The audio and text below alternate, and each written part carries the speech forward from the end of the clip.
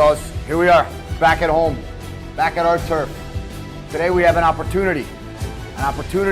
Everything we've been putting into, the early morning workouts, the conditioning, all the sacrifices, everything that we've been doing these last few weeks, these last few months. 1, 2, 3! Let's get out there and take advantage of this opportunity we have here.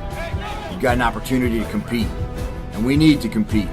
Quarter by quarter, face-off by face-off, play by play, possession by possession.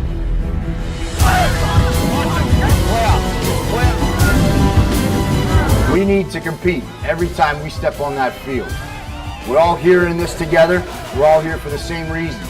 And I believe in each and every one of you young men in here.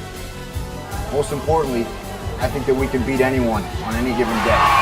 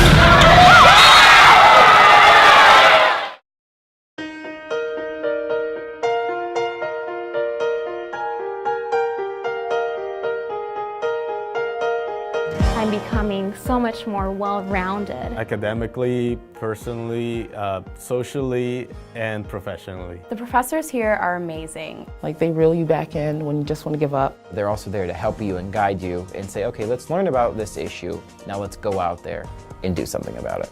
And they started talking to us about, the endless possibilities of interning abroad and kind of just doing service abroad as well. This stuff is really accessible. Research fellowship, REU, internship, all these schools, and it's right there for you to look at. Alma has paid for me to travel to incredible places. This summer I went to Uganda. An internship with McDonald's Corporation this past summer in Chicago. To the Gatorade Institute and learned about the research that they did there. Peru, Ecuador, Spain, France, Germany, Switzerland. I work with the engineering department at the city of Alma. These experiences Really inspires you. It's extremely rewarding. Because it really affirmed that, that is what I want to do. It also shows, grad schools and jobs and internships and scholarships.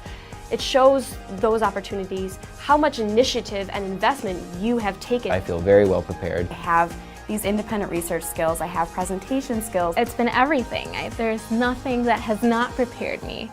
The Center for Student Opportunity makes extraordinary experiences available to all Alma students. So, what will you work for?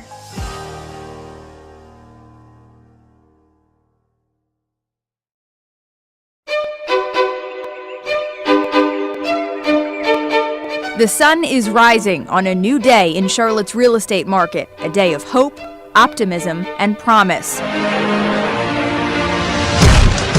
It's a welcome change from the past few years when the news about home sales, a major indicator of the health of the U.S. economy, was anything but positive. On the real estate front this morning, about Charlotte's struggling housing market. The Charlotte market is not rebounding like it has in other places. This shows how music can really bring people together and do something good for the community. At first, you might not think cancer patients have a reason to jam with the Leadville Social Club Band. But enjoying music is part of also finding healing from a deadly disease. Stephen was my brother. He was a great guy.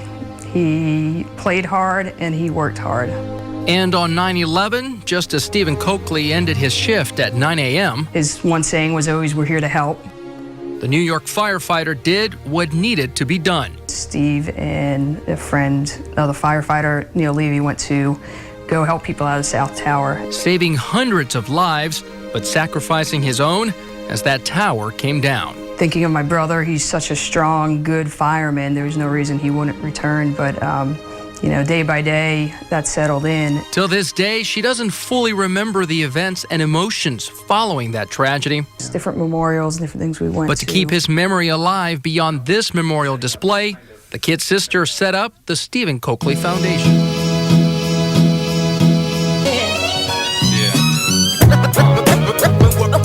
What's going down, y'all? My peoples come first. When worst come the worst. When worst come the worst, my peoples come first. Worst come the worst. When worst come the worst, my peoples come first. Y'all, some people got good friends. Delete what you know. Activate the future. Welcome to Uptown Charlotte version 2.0. This is where Charlotte begins again. We've defended Charlotte. During the city's extraordinary growth, we saw how people coped with growing pains.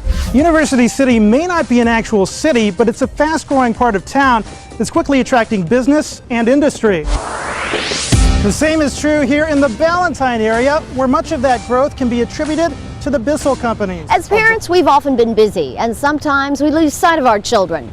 But imagine if in that panic moment, all the information you need is right here in your smartphone.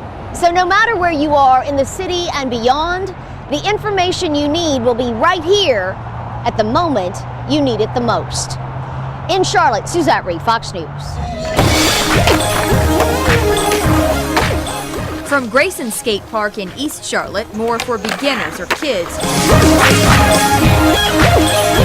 to skate demos in South End for teens hoping to one day get sponsored. Skaters in the Charlotte area united Tuesday for International Go Skate Day.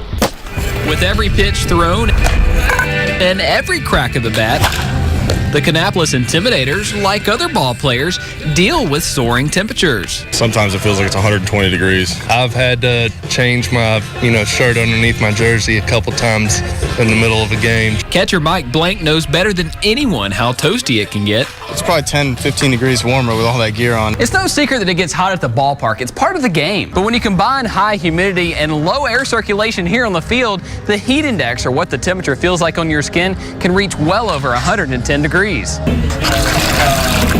And that heat can really get in a player's head. Tournament organizers estimate the city can expect between $40 and $60 million in economic impact. The players love this golf course, and they love the city of Charlotte. And, we have a great date, and those are three good combinations to have to get a field like we've got. Even without Tiger Woods, the galleries have other big-time players to cheer for. Like Phil Mickelson. The 2005 champion, Vijay Singh. There was a time in Charlotte when the demand for new homes was so intense, builders could barely keep up. That's true. Now construction trade workers are the largest group to file for unemployment in North Carolina. So how do you reboot an industry in crisis? Fox Charlotte's Suzette Reed and photojournalist Justin Garant found a couple of builders who redefined their profession.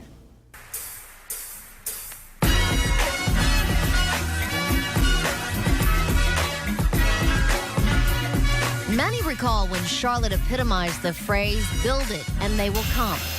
Then the construction craze came to a screeching halt. Even marquee builders were shut down. It wasn't just one company, but an entire industry that seemed to be disappearing right before our eyes. As a builder, Alan Moffat remembers. Everyone was very nervous. No one knew what was going on, if they'd have a job, how many houses they had to build that year. Business partner David Zelch remembers too. When you couple that with the amount of houses that we knew were still available in the Charlotte area, we knew the bomb was about to drop, kind of thing. Charlotte's building industry continues to struggle. 2,000 construction jobs were lost in the last year alone. Recovery is slow. But as both builders have families, they tried to reboot their business model. That's when the partners tapped into disaster remediation and remodeling work.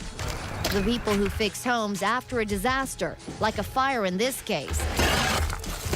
To do this work, they needed new certifications and tens of thousands of dollars in new equipment. I was on the road a lot. I'm sure my wife wasn't too happy about that, but I got motivated. Yeah, I was motivated. I was, and she saw the bigger picture.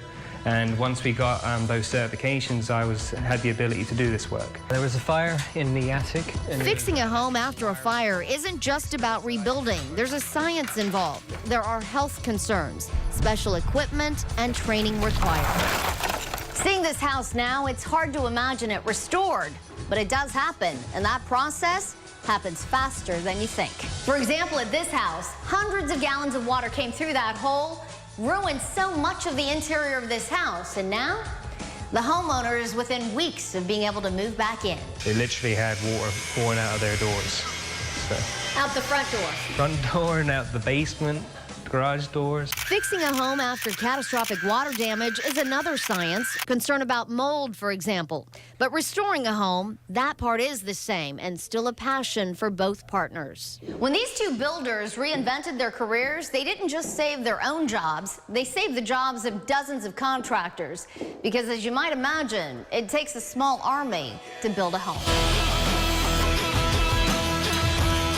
I almost feel like I'm generating more work than I was prior. So, and we've been very blessed and very fortunate, even with the economy the way it is, to be thriving like we are. If you stay still and just, you can get left behind. So it's just another form of construction that we enjoy. The story of these builders could have ended very differently. Thanks to their perseverance in changing with the times, these 30-something-year-olds found a way to reboot themselves and their careers by finding a new pathway to success. In Charlotte, Suzette Ree, Fox News. Another upside to what these two builders have achieved with their new career path. Many of their disaster remediation clients are so happy with the outcome. Some of them have hired these builders for new construction jobs, such as remodeling a part of their house. We want to hear from you. Head to our web channel, foxcharlotte.com, and click the Reboot